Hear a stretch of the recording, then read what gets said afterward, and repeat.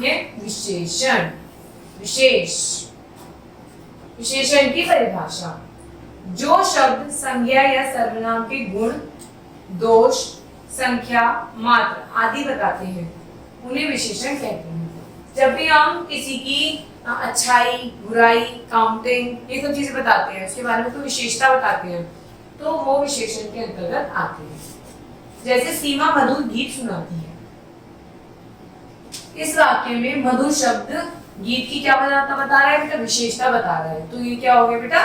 विशेषण।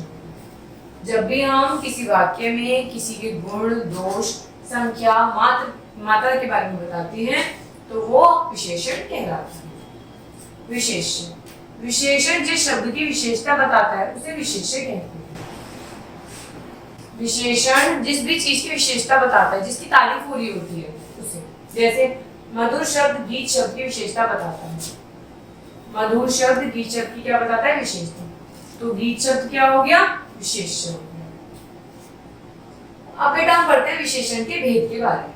गुणवाचक, संख्यावाचक, परिणामवाचक, संकेतवाचक, 4 भेद होते हैं इसके। पहला भेद पढ़ेंगे गुणवाचक विशेषण के बारे में। जो विशेषण शब्द संज्ञा या सर्वनाम के गुण, दोष आदि का ज्ञान कराए उसे हम गुणवाचक विशेषण कहते हैं। गुण कैसा भी हो सकता है, भला, अच्छा, सच्चा, सरल, दयालु आदि। रंग कैसा भी हो सकता है, केसरिया, पीला, श्वेत, नीला आदि। स्वाद कैसा भी हो सकता है, अच्छा, बुरा, खट्टा, मीठा, चटपटा, कड़वा।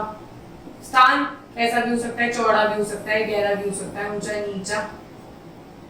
समय भी कोई भी हो सकता है बेटा, प्रातः, शाम, रात्रि, दोपहर आदि। गंध, सुगंध भी हो सकती है, दुर्गंध भी हो सकती है।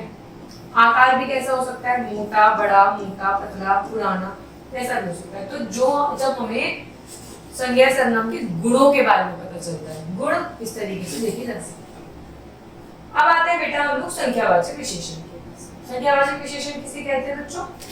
जो विशेषण शब्द किसी संज्ञा या सर्वनाम की संख्या का बोध कराए उसे संख्यावाचक विशेषण कहते हैं। जैसे मेरे पास 4 कलम है, तो ये क्या है? संख्यावाचक विशेषण कि 4 कलम है। सब लड़के खेलते हैं, तो सब क्या हो गया आपका? संख्यावाचक विशेषण। अब सब में हम ये तो नहीं बता सकते कि बहुत 2 है, 4 है, कितने हैं, पर सब लिखा है तो सबका मतलब कोई क्वांटिटी तो होगी इसके अंदर। अब संख्यावाचक के भी 2 भेद होते हैं। पहला है निश्चय संख्यावाचक, दूसरा है अनिश्चय संख्यावाचक। निश्चित में क्या होता है? हमें पता होता है कि वो कितनी है, 3 पुस्तक है, 4 हल है, चतुर्भुज है, 5 पांडव है, 6 रुपए है। अनिश्चित में हमें संख्या का नहीं पता होता, कुछ पौधे, थोड़े बच्चे, आधी बारात, कुछ पैसे आदि। ऐसे परिणामवाचक विशेषण, जो विशेषण शब्द किसी संज्ञा या सर्वनाम की मात्रा या परिणाम का ज्ञान कराए उन्हें परिणामवाचक विशेषण कहा जाता है, जिनसे हमें उनके परिणाम का पता चले। जैसे कि 4 किलो आलू लाना, तो परिणाम है ना कितने आलू लाने हैं। मुझे थोड़ा पानी दो, कितना देना है? थोड़ा। आज 2 लीटर दूध आया, तो परिणाम पता चल रहा है इसके अंदर हम लोगों को। नेक्स्ट है बेटा संकेतवाचक विशेषण, जो विशेषण शब्द संज्ञा या सर्वनाम की ओर संकेत करते हैं वे संकेतवाचक विशेषण कहे जाते हैं। जैसे वह मेरा घर है, तो हम संकेत कर रहे हैं ना कि वह मेरा घर है, यह लड़का गंदा है।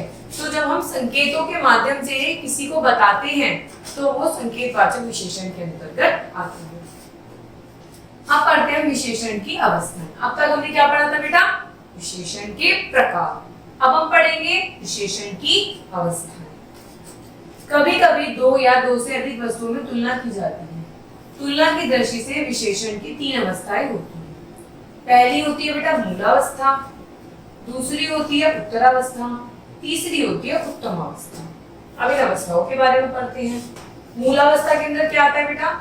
जहां कोई गुण अथवा दोष मुख्य रूप से होता है, गंदा, सच्चा आदि। उत्तरावस्था में जहां कोई गुण या दोष मूलावस्था से अधिक या कम होता है, जो इससे या तो कम होगा या फिर अधिक होगा, तो वो कौन सी अवस्था आ जाएगी बेटा? उत्तरावस्था।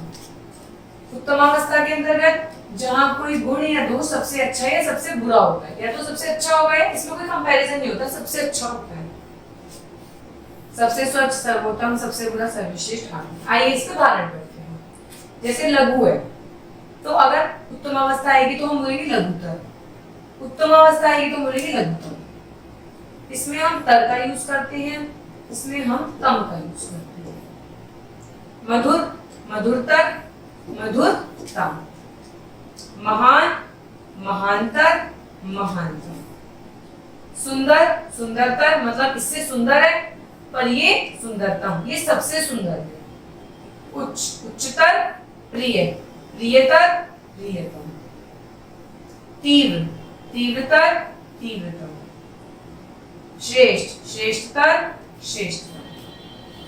तो इस तरीके से हमने विशेषण की अवस्थाओं के बारे में पढ़ा। एक होती है मूलावस्था, मूलावस्था से जो अधिक होती है, कम होती है, उत्तमावस्था, उत्तरावस्था, और जो सबसे अच्छी या सबसे बुरी होती है वो होती है उत्तमावस्था।